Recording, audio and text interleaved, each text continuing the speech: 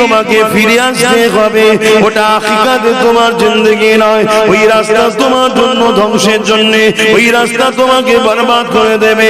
দুনিয়া জমিনে যারা ইবলিসের চারা রয়েছে, যারা তোমাদেরকে আল্লাহ রাসূলকে ভোলাবার জন্য গান দিয়েছে, আল্লাহ রাসূলকে ভোলাবার জন্য সিনেমা দিয়েছে, আল্লাহ রাসূলকে ভোলাবার জন্য তোমাকে এমন করে নাচ গান দিয়েছে, তোমাকে মদ দিয়েছে, আরাম খাদ্য দিয়েছে, আল্লাহ রাসূলকে ভোলাবার জন্য তোমাকে সমাজে ছোটখাটো একটা একটা করে পদ দিয়ে দিয়েছে। মনে রাখবে, এদের লক্ষ্য তোমাকে আমাকে আল্লাহ ও রাসূলের থেকে ভুলিয়ে দিবার জন্য। কেননা যতদিন তুমি আমি আল্লাহ ও রাসূলকে মনে রাখবো, আল্লাহ ও রাসূলের দিকে থাকবো, নবীর সুন্নাতে জিন্দেগি করব, সবকিছুর উপরে আল্লাহ ও রাসূলকে মহব্বত করব, ততদিন তোমার আমার হৃদয়ে ঈমান থাকবে। এই ঈমান যতদিন থাকবে, পৃথিবীর কোন শক্তি তোমাকে আমাকে মিটাতে পারবে না। এই জন্য দুনিয়া বড় প্ল্যান করে তোমাকে আমাকে মিটাবার জন্য তোমাকে আমাকে লোভ লালসা দিয়েছে, তোমাকে আমাকে গান ধরিয়েছে, তোমাকে আমাকে যাত্রা ধরিয়ে দিয়েছে, তোমাকে আমাকে সিনেমা ধরিয়েছে। আবার কোন শয়তান তোমাকে আমাকে খেলার নামে ডেকে নিয়ে যায়, ডেকে নিয়ে যে ওই জায়গায় অর্ধউলঙ্গ নারীর নাচ দেখাতে লেগেছে।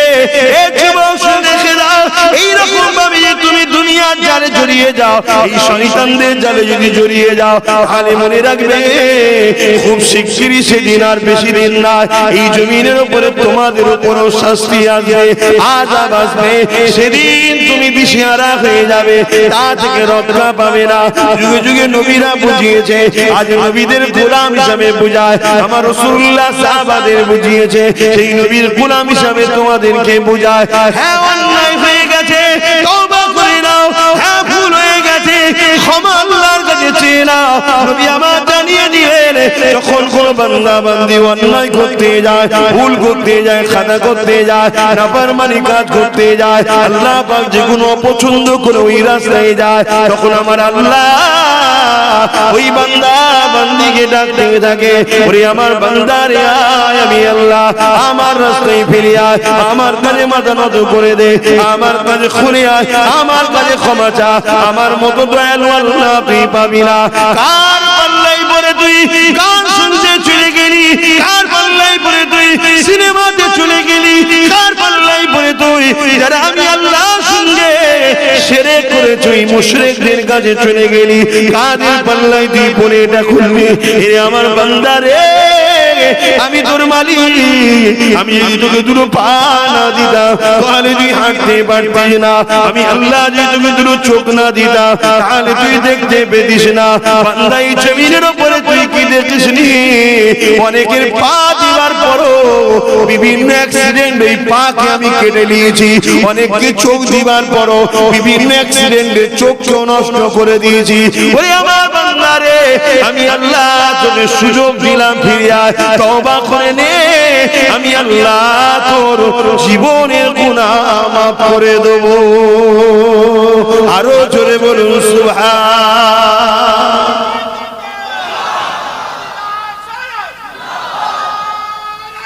আল্লাহ। মুসলমান ঘরের ছেলে মেয়েরা, তরুণেরা, আল্লাহ পাক কোরআনের মধ্যে জানিয়ে দিলেন, ইয়া আইয়ুহাল্লাযীনা আমানু তাকুল্লাহা ওয়া কুনু মা'আস সাদিকিন। হে বিশ্বাসী ইমানদারেরা, আল্লাহ ইমানদারদেরকে লক্ষ্য করে বলে, তোমরা আমি আল্লাহ আমাকে ভয় করো, ওয়া কুনু মা'আস সাদিকিন, এবং সত্যবাদীদের সঙ্গে উঠা বসা করো, সত্যবাদীদের সঙ্গে দল করো, সত্যবাদীদের সঙ্গে থাকো, সত্যবাদীদের স্পর্শে বসো, সত্যবাদীদের সঙ্গে সাথ দাও। এ যুবকেরা, তরুণেরা, বাপেরা, এই সত্যবাদী কারা? আল্লাহর কোরআন যাদের সম্বন্ধে আবার জানাচ্ছেন, সূরা ফাতিহার মধ্যে রয়েছে ইহদিনাস সিরাতাল মুস্তাকিম। যারা মুস্তাকিম তারাই হলো সত্যবাদী। এই মুস্তাকিম কারা? আল্লাহর কোরআনই জানাচ্ছে, সিরাতাল্লাযীনা আন'আমতা আলাইহিম, যাদের উপরে আল্লাহ পাক ইনাম দিয়েছে। কাদের উপরে আল্লাহ ইনাম দিয়েছে। আল্লাহর কোরআন নিজে জানাচ্ছে মিনান নবীন ওয়াস সিদ্দিকিন ওয়াস শুহাদা ওয়াস সালিহিন। এই চার শ্রেণী হলো এদের উপরে আল্লাহ পাকের বড় মেহেরবান নিয়ামত ওয়ালা।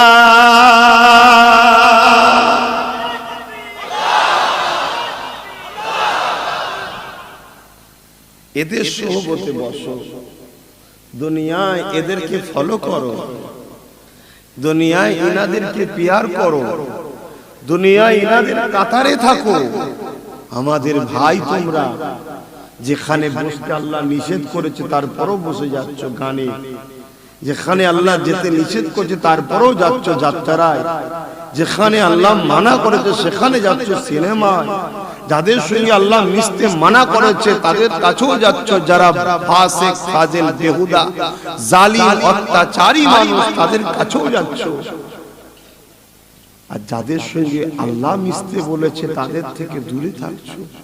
যে কাজগুলো আল্লাহ করতে বলেছে সেগুলো করছো না, অথচ জিন্দেগিটা তো আল্লাহর দেওয়া, দুটো হাত তো আল্লাহর দেওয়া, দুটো পা তো আল্লাহর দেওয়া, দুটো চোখ তো আল্লাহর দেওয়া, জবানে কথা তো আল্লাহর দেওয়া, যৌবন ক্ষমতা তো আল্লাহর দেওয়া। এই ছোট্ট বাচ্চা ছিলাম আমি আপনি, আস্তে আস্তে বড় করে শরীরের মধ্যে পাওয়ার দিয়ে জুগিয়েছেন তো আল্লাহ। সেটা আল্লাহর রাস্তায় খরচ না করে কোন রাস্তায় খরচ করছো যুবক? এ চিরস্থায়ী পৃথিবী নয়, আজ আছে কাল চলে যেতে হবে, আল্লাহ পাকের কাছে জবাব দিতে হবে।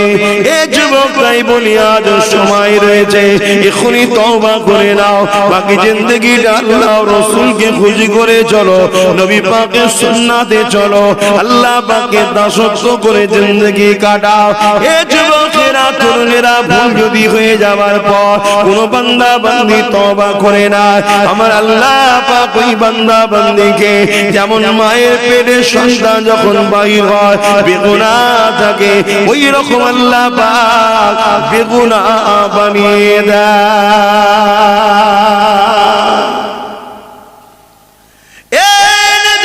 তরুণেরা ভুল করো না, আল্লাহ থেকে দূরে সরে থেকো না, আল্লাহ করেন সেগুলো করো না গো। আমার আল্লাহ যদি আমাকে মানুষ না বানিয়ে কুকুর বানাতো, লোকের ধরে ধরে যেতাম, লোক আমাকে ছিচি ছিচি করে তাড়াতো, সবাই আমাকে ঢিল মারতে থাকতো, সবাই আমাকে লাঠির বারে আঘাত করতে থাকতো।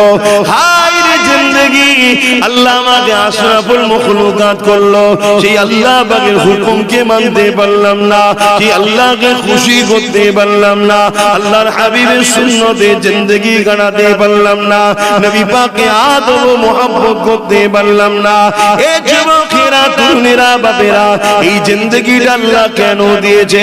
এই জিন্দেগিতে কেন দুনিয়া জমিনে পাঠিয়েছে? কি কাজ আল্লাহ পাক করতে বলেছে? ওই কোন তোমাকে আমাকে করতে হবে। যদি করে যেতে পারি, আল্লাহ পাক তোমার আমার জন্য চির শান্তির জান্নাত রেখে দিয়েছে। জান্নাত তো শুনেছি আমরা সবাই, জান্নাতের শান্তি কত জানে। এ যুবকেরা তরুণেরা, জান্নাতীদের ঘরে যখন জান্নাতে নিয়ে যাওয়া হবে, রাস্তায় যেতে যেতে যেতে এত সুন্দর মনোরম পরিবেশ দেখে জান্নাতীরা মনে করবে এটাই হলো জান্নাত, ওখানে বসে পড়বে।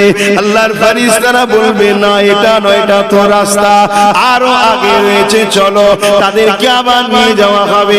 কিছুটা যাবার পরে আরো সুন্দর মনোরম পরিবেশ আসবে, সেটা দেখে জান্নাতীরা মনে করবে এটাই হলো জান্নাত, তারা সেখানে বসে পড়বে। আবার ফেরেশতারা বলতে লাগবে, এ আল্লাহর বান্দা বান্দি রে, এটা জান্নাত নয়, আরো আগে আরো আগে। এইভাবে তাদেরকে নিয়ে যাওয়া হবে। যখন মেয়ে জান্নাতে ঢুকবে, জান্নাতের খাদেমা যাদেরকে হুর বলা হয়, তারা ইন্তজারে থাকবে, তারা আপনাকে আহলান সাহলান মারহাবা মারহাবা মুবারকবাদ ওয়েলকাম করে নিয়ে যাবে। এ যুবকেরা তরুণেরা যা শখ করবে, যেটাই খাবার ইচ্ছা করবে, সঙ্গে সঙ্গে আল্লাহ পাক জান্নাতি দিগকে সেই নিয়ামতের খানা খাওয়াবে।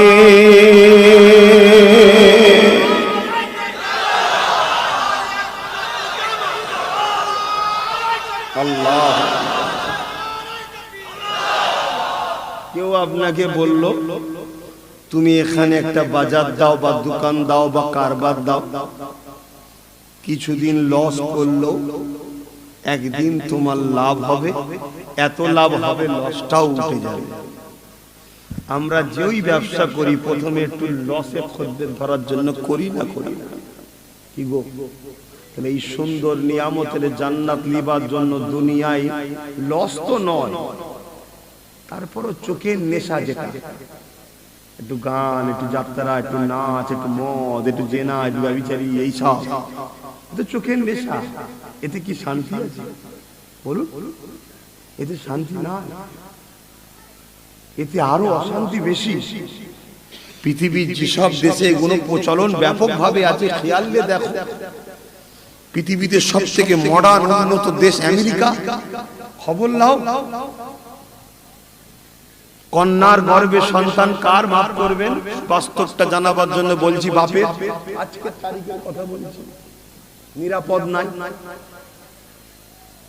মাকে হত্যা করছে ছেলেরা, নিরাপদ নাই, ডেইলি ধর্ষণ হচ্ছে, খুন হচ্ছে, ডেইলি ডাকাতি হচ্ছে, রুখতে পারছে না। কিন্তু ইসলাম এমন একটা সিস্টেম দিয়ে গেছে, আমাদের তো না ইসলাম, আমাদের কাছে যেটুকু আছে কত আমার মায়ের সম্মান আছে। আপনার মায়েদের আছে না? এই আপনারা বলুন, আপনি সম্মান করেন না? এটা তো ইসলাম। যেটুকু আছে ওইটুকুতে বাপের সম্মান আছে না? যেটুকু আছে স্ত্রী মর্যাদা পায় না? কিন্তু খোঁজলে দেখো বাইরের দুনিয়ায়, সকাল হলো সেজে বুঝে স্বামী একদিকে, স্ত্রী আর একদিকে, এই এক পার্কে ও এক পার্কে। কথা বুঝে আসছে? বাচ্চাটা কুকুরের কাছে, ঘরে গৃহপালিত কুকুর রেখে দিয়েছে, কুকুরের কাছে বাচ্চা রেখে গেছে, ও তাকে লালন পালন করছে। কথা বুঝছেন না? বোঝেন না? এইটা কি জিন্দেগি? আস্তে আস্তে আমরা তো ওই দিকেই যাচ্ছি। আরে আসো আমার রাসূলুল্লাহর দিকে আসো। আমার নবীর কদমে যারা এসেছিল শান্তি কি জিনিস তারাই পেয়েছে। মাত্র একটা কাপড় ছিল স্বামী স্ত্রীর, একটা কাপড়। আর আজকে আমাদের বাড়িতে 1 ডজন 2 ডজন করে আছে, শান্তি আছে? কিন্তু সাহাবীর একটা কাপড়, রোজ ফজরের নামাজ পড়ে সালাম দেই ফিরাই, সাহাবী পালিয়ে যায়, দোয়া না করে চলে যায় ঘরে। একদিন এক সাহাবী রাসূলকে আগে থেকে বলে দিয়েছে, আপনার ওই সাহাবীটার নামাজ পড়েই সালাম ফিরিয়েই চলে যায়, দোয়া চাই না। আল্লাহর নবী পরের দিন সালাম ফিরিয়েই ঘুরে যায়, সাহাবী উঠে যায়, এই সাহাবী যাচ্ছ কোথায়? চোখ দিয়ে পানি বেরোনো শুরু হয়ে গেছে। হুজুর আমাকে ইজাজত দেন, বসো। এত তারা কিসে? কি হয়েছে তোমার? রোজ তুমি চলে যাও কেন? চোখ দিয়ে পানি ঝরছে। আল্লাহ নবী সাহাবী বলে, ইয়া রাসূলুল্লাহ, হাবিবাল্লাহ, আপনি যদি কিছু বলেন চুপ থাকাটা আমার জন্য ধ্বংসের কারণ হয়ে যাবে। কেন? আপনার আদেশটা মানা হলো আল্লাহর আদেশ মানা। আপনি যখন বলেছেন কি হয়েছে, আমাকে তো লুকিয়ে রাখা যাবে না।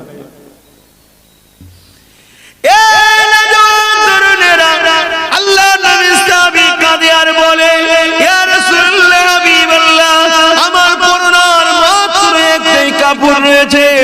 এই কাপড় পরে যখন আমি নামাজ পড়তে আসি, আমার স্ত্রী নিজেকে ঘরের মধ্যে লুকিয়ে রাখে বা একটা গর্তের মধ্যে সে নিজেকে লুকিয়ে রাখে।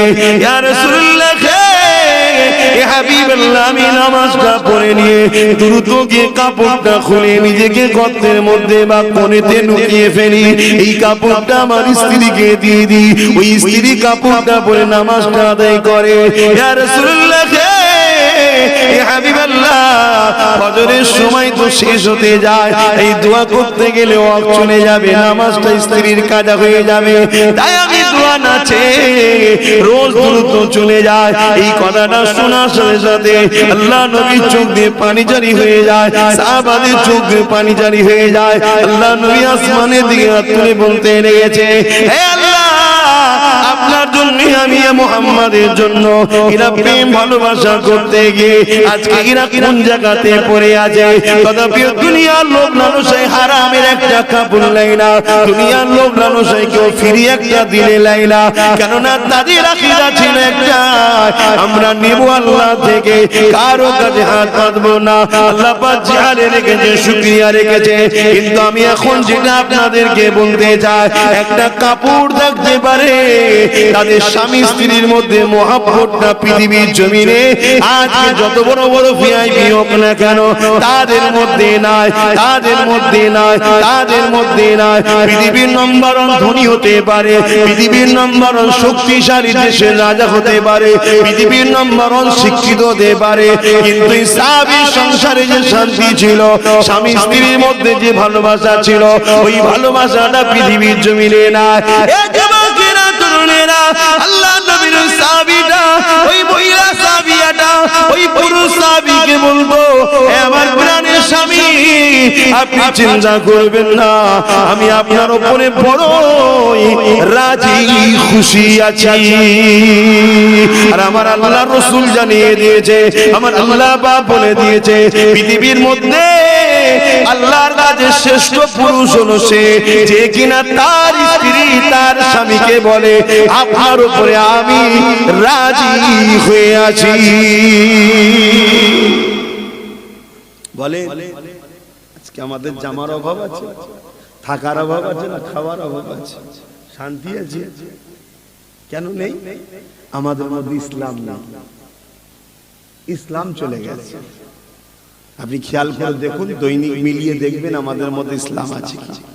আমাদের কারবারে ইসলাম নেই, আমাদের ব্যবসায় ইসলাম নেই, আমাদের চালচলন ইসলাম নেই, আমাদের সংসার ইসলাম নেই, আমাদের আত্মীয়তা ইসলাম নেই। আমাদের প্রতিবেশী হিন্দু ভাইরা রয়েছে, তাদের সঙ্গে যে ইসলাম ব্যবহার করতে বলেছে, ভালো সহজ ব্যবহার করা, ঘৃণা না করা, তাদেরকে সহযোগী, সেটাও তো আমরা করি না। তো ইসলাম নাই। আমাদের রাজনীতিও ইসলাম নাই, আছে?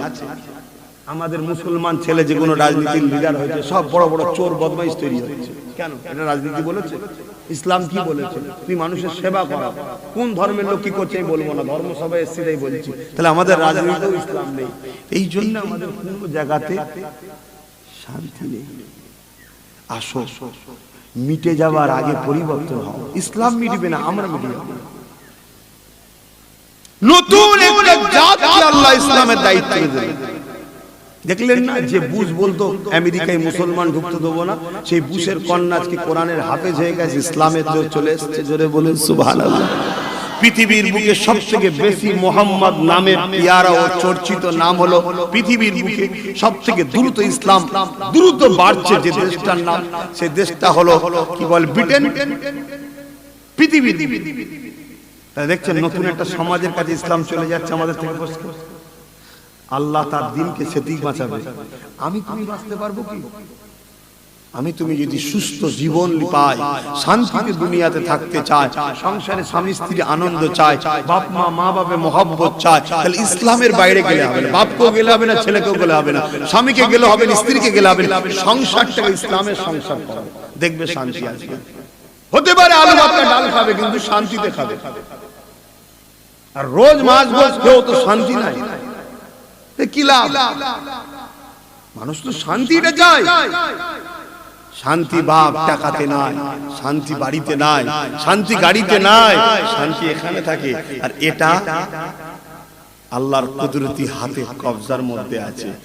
এখানে তুমি যদি মোহাম্মদ রসুলকে রাখো তবেই তো শান্তি পাবে। এখানে মোহাম্মদ রসুল তো নাই। এখানে কি আছে? সুদ ঢুকে গেছে, ঘুষ ঢুকে গেছে, জেনা ঢুকে গেছে, মদ ঢুকে গেছে, গেঁজা ঢুকে গেছে, গান ঢুকে গেছে, যাত্রা ঢুকে গেছে, ফাংশন ঢুকে গেছে। দুনিয়ার এই সব বিহায়া চরিত্রহীন লিডার, নেতা, নায়ক, নায়িকা সব ঢুকে গেছে। তারপরে সব ওই সব যারা ইসলামকে মিটাতে সেসব খেলোয়াড়রা ঢুকে গেছে এখানে। রাত 12টা 1টা 2টা আমাদের ছেলেরা খেলা দেখছে। কাদের? যারা দৈনিক বড় বড় সব প্রজেক্ট তৈরি করছে কি করে ইসলাম ও মুসলমানকে মিটাবো, সেই সব দেশের সাপোর্ট আমাদের ছিল। খেলা দেখছে কি কজ খারাপ লাগছে। বোঝো বোঝো, যদি বুঝার হয় নাও, আর নাই যাওয়ার সময় বলে দাও পাগলের মতো বকছিল, বাদ দাও, মিটে যাবে, কোনো অসুবিধা নেই। আমার কোনো অসুবিধা হবে? আমি সেই ঘরে যাব, যা আল্লাহ নসিবে রাখবে, একটু খাবো, খেয়ে দে আল্লাহর নামাজ আদায় করে ঘুমিয়ে পড়বো। যদি আল্লাহ বেঁচিয়ে রাখি সূর্য দেখবো আবার, কিন্তু 3 দিন তো দেখাই যায় না। আবার কালকে যাবো, যে বলবো লোককে আবার বুঝাবো, এও লিভার হয় নেবে না, লিভার হয় না নেবে, আমি কি করতে পারি? আমাকে তো আল্লাহ ইসলামের প্রচার করাবার জন্য তো ইসলামের প্রচারের ঘরে জন্ম দিয়েছে, নবীর ঘরে জন্ম দিয়েছে। দাদা হুজুরের নবীর বংশের সন্তান, সিদ্দিক আকবরের খুন, আর বংশটা কার? রাসূলের পাক, সেই ঘরে জন্ম দিয়েছে। আমার বাপ, তার বাপ, তার বাপ, তার বাপ, যুগ যুগ ধরে সবাই দিনের কাজ করেছে। আমাদের মধ্যে ব্যবসায়ী নেই, ডাক্তার নেই, উকিল নেই, কেউ নেই। নতুন করে একটা আমি ঠেলে অন্যদিকে দিয়ে দিয়েছি, যা ওইদিকে যা। ওটাও খেদমত, ওটাও মানুষের খেদমত, দেশের খেদমত করা ইসলামে অনেক মহান কাজ। মাতৃভূমিকে ভালোবাসলে নেকি হয়, জোরে বলুন সুবহানাল্লাহ। আমার নবী বলেছে, আমার নবী মক্কাকে ভালোবাসতেন। তো যা ওদিকে আলোচনা নয়, আর ও আলোচনা করার মজলিস নয় এটা। যখন সময় হবে ওর হয়ে আমি সেই জায়গায় যে বলতে যাবো, সেটা আলাদা জায়গায়। আমি আমার ভাইয়ের পক্ষে থাকবো, আপনাদের হিংসা হয় না? ভাইয়ের পক্ষে ভাই থাকবে, এটা স্বাভাবিক।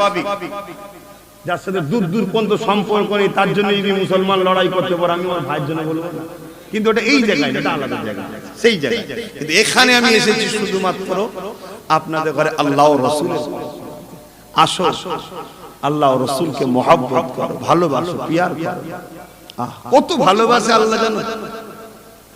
এই জমিনে তোমার মা বাপ তোমাকে জানা ভালোবাসে, তার থেকে লাখ কোটি হাজার গুণ আল্লাহ তোমাকে আমাকে ভালোবাসে। জোরে বলুন সুবহানাল্লাহ।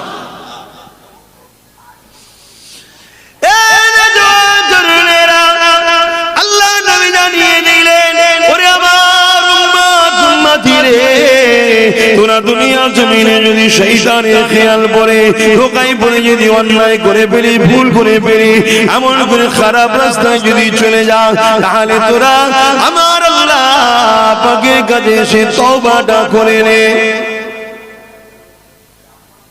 কি বলছেন নবী? তওবা করতে বলেছে। তওবা কি? শুধু মুখে উচ্চারণ করার নাম তওবা না। যদি উচ্চারণ তওবা নাও করতে পারে, দিল থেকে যদি বলে আল্লাহ আমি গান শুনে ফেলেছি, ভুল করেছি, তুমি মাফ করো, এটা হলো শুনছেন? দিল থেকে যদি বলে আল্লাহ আমি মদ খেয়ে ফেলেছি, তুমি মদ হারাম। আচ্ছা, ইসলাম মদকে হারাম করেছে কেন? উপকার যদি থাকতো ইসলাম হারাম করতো না। মদে ক্ষতি না উপকার? ক্ষতি। মদ লিভারকে নষ্ট করে। সমাজে যদি 100টা খুন হয়, তার জন্য 80টা মদের কারণ। সমাজে যদি 100টা মেয়ে সংসার নষ্ট হয়ে যায়, 80টা মদের কারণ। সমাজে যদি 100টা ক্রাইম হয়, 80টা মদের কারণ। সমাজে যদি 100টা অ্যাক্সিডেন্ট হয়, 80টা মদের কারণ। এই মদ এই জন্য ইসলাম বন্ধ করেছে, কারণ এর মধ্যে ক্ষতি আছে, লাভ নাই। শুনছেন? কিন্তু আজ দেখছি সমাজে কিছু মানুষ মদকে প্রতিষ্ঠিত করতে চাইছে, আর তাদেরকে আবার আমাদের ঘরের ছেলেরা সাপোর্ট করছে। হচ্ছে বলছে আমরা নবীর উম্মত, জান্নাত যাব। এটা হাস্যকর নয়? কপাল ফেটে যাবে যুবক, তওবা করো, তওবা পরিবর্তন হও। যদি জানতাম উজুর পানি নেই, তেমন করেছো নাচারে আলাদা কথা, যে কি করব ভাইজান, ইও তো মদের পক্ষে, ও মদের পক্ষে, ও মদের পক্ষে, তো কি করব? ঠিক আছে, কিন্তু আজ তো আল্লাহ কারে মদ ছাড়াও তো এসেছে, তুমি এদিক ওদিক করছো কেন? পরিবর্তন হও। মদ ইসলামে হারাম। কেন? আমাদের ক্ষতি। যেটা ইসলামে হারাম করেছে আমাদের জন্য ক্ষতি আছে, তাই হারাম করেছে। যদি ক্ষতি না থাকতো তাহলে হারাম করতো না। কেন? আমি এই বডিটাকে যিনি তৈরি করেছে, তিনি কে? আমাদের মালিক, সৃষ্টিকর্তা। তিনি জানেন এই বডির মধ্যে কোন খাদ্যটা গেলে ভালো, কোন খাদ্যটা গেলে বডিতে খারাপ। এই যে আমরা গরুর গোশত এক একজন খাই, দেখবেন বাপরে বাপ, অনেক বাড়িতে এসে দেখেছি তো তরকারির উপরে 1 ইঞ্চি পুরো তেল। এইগুলো ইসলামের এইভাবে খাওয়া নিষেধ আছে। ইসলাম এইভাবে খাওয়া নিষেধ আছে। তবে আমার রাসূল গোশত থেকে দুধকে বেশি পছন্দ করতেন। জোরে বলেন সুবহানাল্লাহ। কিন্তু আমাদের ছেলেরা দুধ খায়, এই গরু দুধ খাও, আমার রাসূল পছন্দ করতেন। একদিন আল্লাহর নবী সফরে গেছে, বড় ক্ষুধার্ত লেগেছে, কিছু নেই খাবার। এখন তো ঘন বস্তি, তখন তো মানুষ কোথায়, ঘর কোথায়, আর মরুভূমি এলাকা, মক্কা পাথরের এলাকা। এক বুড়ি মহিলার একটা বকরি বাঁধা আছে, সে বকরি একদম রুগা দুর্বল, পাহাড় এলাকা, খাওয়াবে কি? আমাদের মতো চরণভূমি নয় তো। তো বলছে, মা আমাকে বড় ক্ষুধার্ত লেগেছে, ওই বকরি থেকে দুধ পান করবো আমি। আমার রাসূল সাহাবাদেরকে বলছে, ওই মহিলা বলছে, বাবা ও তো বকরির কিছু নাই, দেখো না ক্ষুধার্ত। আল্লাহ নবী বলছেন, মা আপনি যদি ইজাজত দেন আমি তাহলে পান করব। বড়ি ইজাজত দিল, আল্লাহ নবী শুধু হাত লাগালেন, সঙ্গে সঙ্গে দুধের থলি ভরে গেল। জোরে বলুন সুবহানাল্লাহ। দুধ বাটিতে বার করা হলো, পান করলেন সাহাবা, সবচেয়ে তারা পান করলেন। আবার সেটাকে বার করে ওই মায়ের হাতে দিয়ে আল্লাহ নবী রওনা দিলেন। বকরি বাঁধে স্বাভাবিক 7 বছর। ক বছর? ওই বকরিটা 20 বছর বেঁচে ছিল। জোরে বলুন, কেন? কামলিওয়ালার হাত লেগেছে। আমি বুঝাবার জন্য বলছি, আল্লাহ নবী দুধকে বেশি পছন্দ করতেন। নবী আমার রোজ 7টা করে খেজুর খেতেন আর দুধ খেতেন। আমাদের ছেলেরা খায়, যদি বলেন কোথা পাবো এত টাকা, আরে সবথেকে কম দামের জিনিস খেজুর দুধ। আমরা ওই যে পেপসি কে ঢেকুর তুলি হৌ করে, ওর থেকে দাম কম। এই কথা ভুল বলছি নাকি?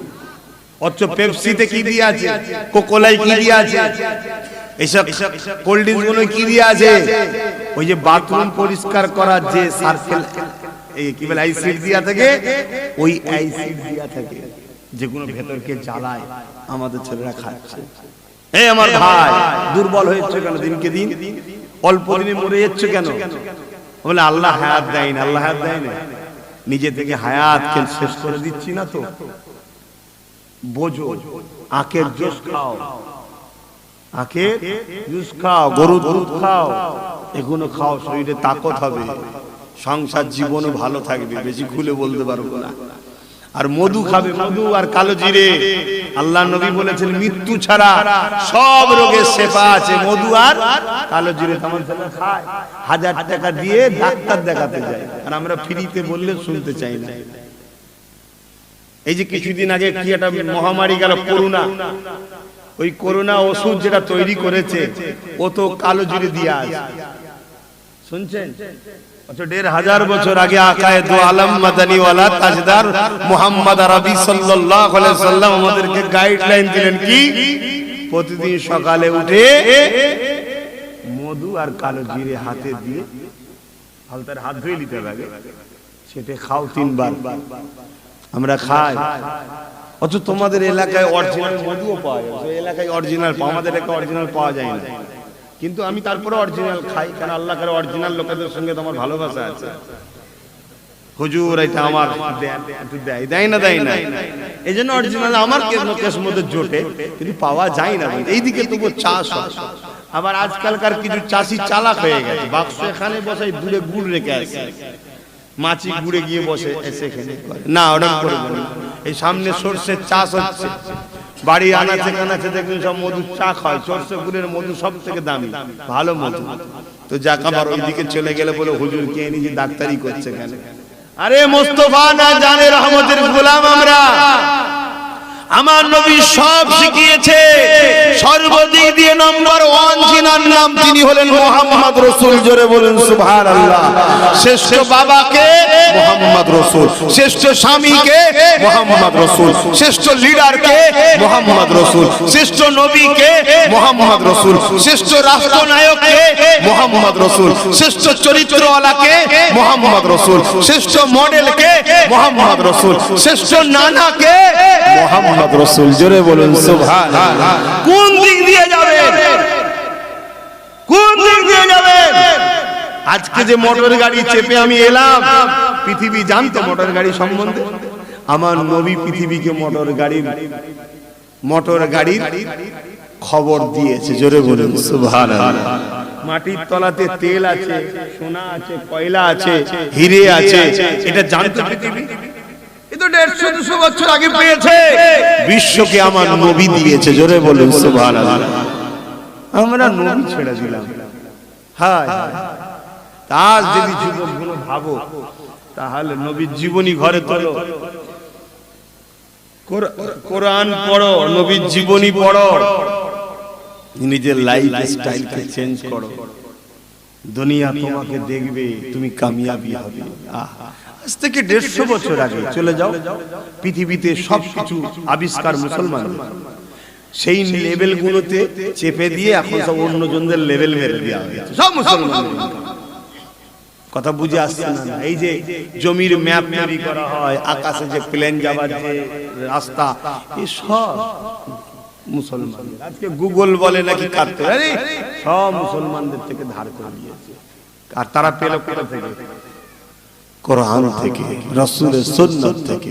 কিন্তু আজকে আমাদের দুর্দশা কি বলুন?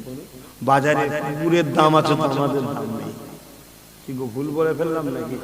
কলকাতায় চলে যান হাতিবাগানে, কলকাতা হাতিবাগানে যান, একটা কুকুরের দাম 15 লাখ 20 লাখ। কত? 15 লাখ 20 লাখ। আর আমাদের মুসলিম ঘরের ছেলে 200 টাকায় বিক্রি করছে, 100 টাকায় বিক্রি করছে, এক প্লেট বিরিয়ানিতে বিক্রি হচ্ছে। হয় না? হয় না? বলো হয় না? হয় না? তাহলে বল আমি ভুল বলেছি? হ্যাঁ, যারা মোস্তফার গোলাম আজকের দিনে, তাদের দাম দেওয়া যাবে না। পৃথিবী বিক্রি করলেও তাদের দামের এক অংশ হবে না তাদের দাম। এত জোরে বলুন সুবহানাল্লাহ। দুনিয়া তাদেরকে আজও কিনতে চাইছে, পারেনি আর পারবেও না। কেন? তাদের দাম মুস্তফা জানের রহমত দিয়েছে, মুহাম্মদ রাসূলুল্লাহর কাছে তারা বিক্রি হয়ে গেছে।